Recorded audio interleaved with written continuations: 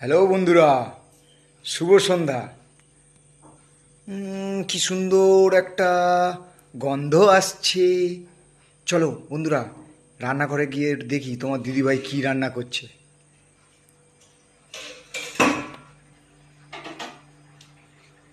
ও মাই god,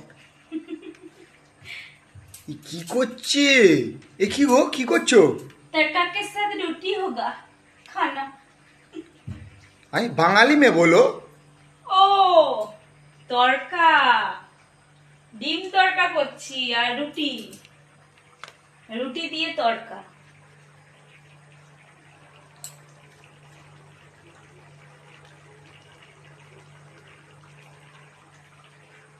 ও মাই রুটি দিয়ে god, তড়কা খাওয়াবে রুটি দিয়ে তরকা? তোমাকে, একটুও দেবো না।